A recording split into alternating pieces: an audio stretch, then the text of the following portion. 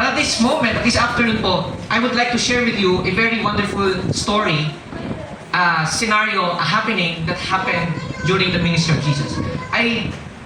This is very close to my heart. Itong verse na to, itong story na to, because every time na meron akong pagsubok na kinakaharap and victory was not at sight, ito yung pinangahiwakan ko. And sometimes, sa buhay po natin, yes, we agree and we do really believe that kung nasa atin si Kristo, no, there's victory. Amen? Amen. May always na when we ask for something, alam natin na at some point in time, may sagot ang Lord dyan. Amen? Yes. But whether we accept it or not, mga kapatid, meron pong mga bagay po at meron pong mga senaryo sa buhay natin that no matter how much how we pray, na kahit gaano tayo katagal manalangin, kahit gaano tayo ka-frequent manalangin, there are still times sa buhay natin na parang feel natin hindi tayo sinasagot ng Lord. Taas na kamay yung naka-experience na ganyan. I would like to share with you a testimony before I go with this. Last year, meron po kami ngayon training sa Kaap. I was actually praying for it last 2023. I did not renew my contract with DepEd kasi sabi ko, i-realign ko yung profession ko sa profession ko, no? Sa kung ano yung profession ko. So sabi ko, hindi na ako magre-renew ng pagtuturo. Though I actually can still renew. And it so happened that there's this job na gusto kong maging trabaho. Kasi may mga benefits na talagang maganda. At the same time, I believe I can still serve the Lord through this job na to. Last 2023, I prayed to the Lord and took this exam, entrance exam, dito sa Kaap. And, well, sadly, unfortunately, hindi ako nasama sa cut-off that year. That was the last batch, supposedly, na nag-graduate. Hindi ako nasama. And you know what, mga kapatid, I really took it to the heart na to a point na parang, bakit Lord? Bakit? All this time, I've been serving you. All this time, I've been doing things para sa iyo. And you know, hindi ko pinagpalit yung ministry at first. Thank you, Pastor. Hindi ko pinagpalit yung ministry at first for a job that is outside ng You see, hindi po talaga ako taga dito. Taga Leyte ako. And yung opportunities na meron sana ako would be in Cebu or here in Manila. But hindi ko pinili yun kasi I was planting church that time. And then when I prayed and applied for this job, hindi naman ako sinama. Hindi ako nasama. You know, yung feeling na, Lord, ginawa ko naman yung lahat ng bagay para sa iyo, di ba? Lord, kumbaga, kung may hinihingi tayo sa tatay or nanay natin, di ba tayo naging mabait naman ako sa iyo? Bakit hindi mo ako pinagbigyan this time? No? And for months, hindi ko siya fully natanggap. Kasi sabi ko, I quit the job for this. No? So, hindi siya nangyari. And then, to make the long story short, fast forward, nagkaroon ulit ng examination. And you know what happened? The examination was actually in our region na this time. Wow. Last time, the examination was, yung pinakamalapit sa amin, in Visayas, was in Bacolod, which is actually 2 flights away from us. And ngayon, it's just land trip. Though 8 hours nga lang, pero land trip, I mean, it's within the vicinity and more chances na makauwi for deployment. And so, I took the exam. This time, hindi naman pwede na puro pray lang tayo, di ba? Yung mga estudyante natin dito, hindi naman pwede na, Lord, papasa mo sana ako sa exam, tapos wala kang preparation. That's foolishness. Hello? You pray for something, pero physically, hindi ka naman nag-prepare. No? I prepared for this better than last time and took the exam. Still praying to the Lord, sana this time, i-grant na ng Lord. And mind you, brothers and sisters, God is good. After 2 years, eto, napasok tayo. And I thank God for this opportunity na, ito rin yung reason actually kung bakit ako nandito because of the training. So sabi ko, if I were to look at God during the time ng failures ko, na hindi naman nag-grant ng Lord yung mga plead ko, yung mga prayers ko, I would look at God very bitterly. Ang daming mga taong kilala ko They stopped believing in God because at some point in their life, they were disappointed. Kasi na-feel nila parang wala namang Diyos eh. Parang walang Diyos. And you know, the last time that I honestly felt that, during the time of Yolanda, I am a Yolanda survivor. So na Yolanda, ano saan ka po? Ay, taga-Tacloban ka? Taga-Tacloban ka talaga? That time nasa Tacloban ka? Okay, see. And I believe Southern Leyte was not actually masyadong hito. But we were really devastated at that time. And if you look at Tacloban City and all our place, talagang masasabi nasa ng Diyos. Patatanong mo, saan Diyos at that time? Parang madaming patay. Everywhere you look, ang daming patay. And just 2 days or 3 days, umaalingaso na yung amoy. And talagang ganun ka-worse. And not only that, because it persisted for months, walang kuryente, walang stable na supply ng pagkain. It so happened, actually, katatapos ng harvest time. So yung mga tao, may stock ng mga bigas. Yan. Hindi mo ng bigas. Ano ba tawag doon sa? Palay.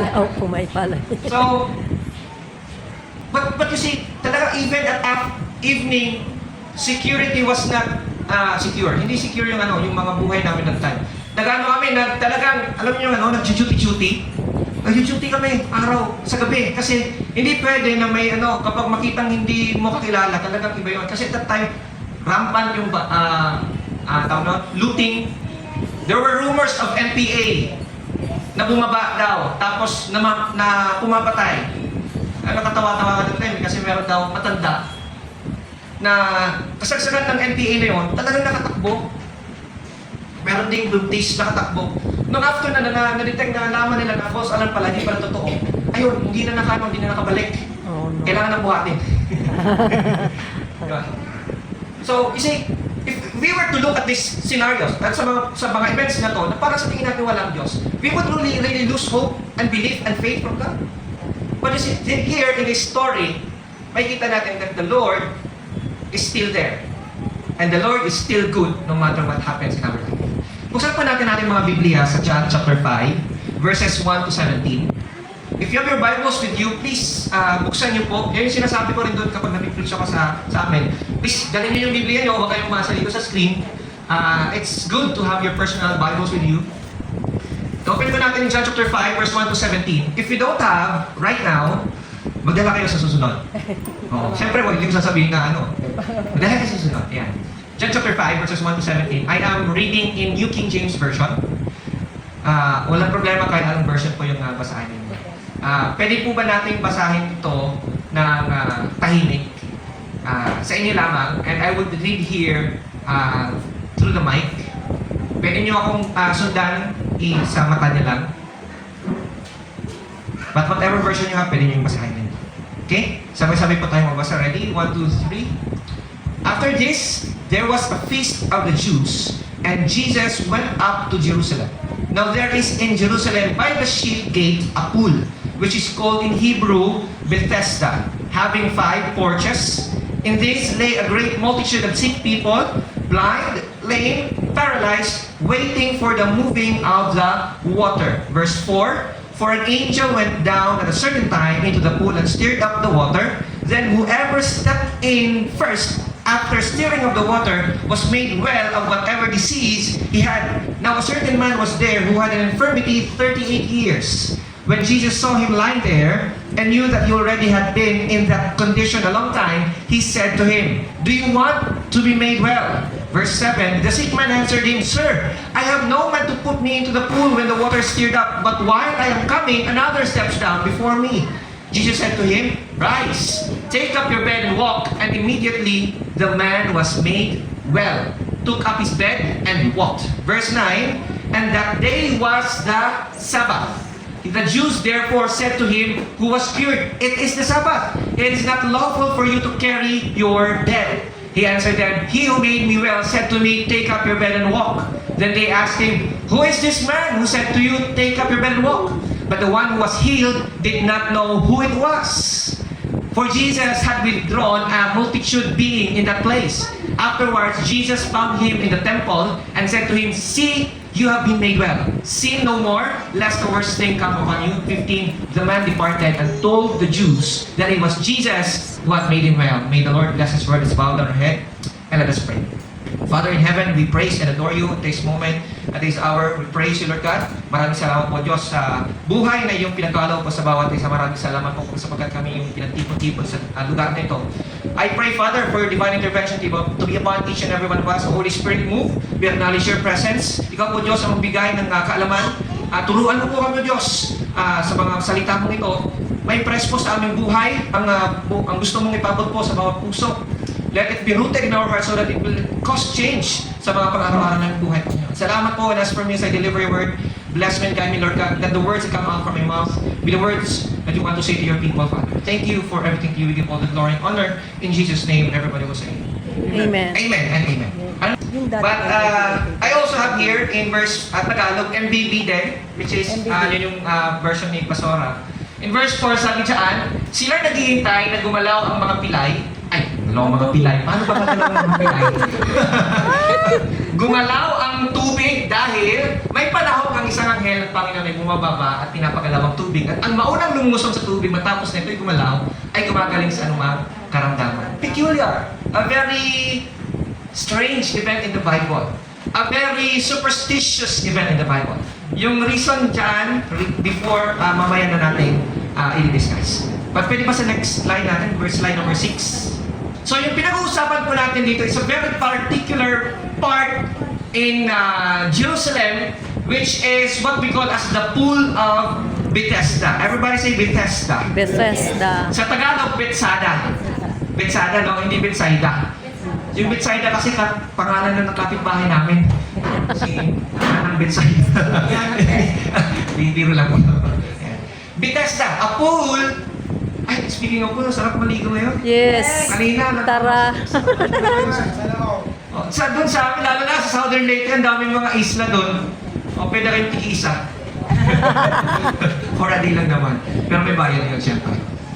Pool of Bethesda. Bethesda actually is relocated in the northeast part of the wall na kung saan doon yung kinakata yung mga ship. Hindi ko na i-detail kung saan banda to, but basta doon yun. It's near the wall. Yung Bethesda po, ang meaning niyan ay House of Mercy. Or in Greek, that's Beit Hesed. Beit Hesed. House of Mercy. The pool of Bethesda, or the word Bethesda is House of Mercy. It was actually undiscovered for centuries. Ito po, just a short trivia sa inyo. Alam niyo po ba that before yung canonization ng Biblia, hindi originally kasama ang Book of John? It is because of this account in John chapter 5. Because for many centuries, hindi natagpuan itong Pool of Bethesda. Yung nakikita nyo? Hindi siya nahanap. You know, paano ba naging Biblia yung Biblia natin? It came from ancient writings na discover sa maraming parte ng Israel. Specifically, maraming na-recover yung Dead Sea Scrolls. Kinumpile, pinag-isa-isa, kinumpile lahat, pre-reserve. That's why nagawa itong Biblia because of Bible scholars. Thank you guys for watching. Bye. God bless.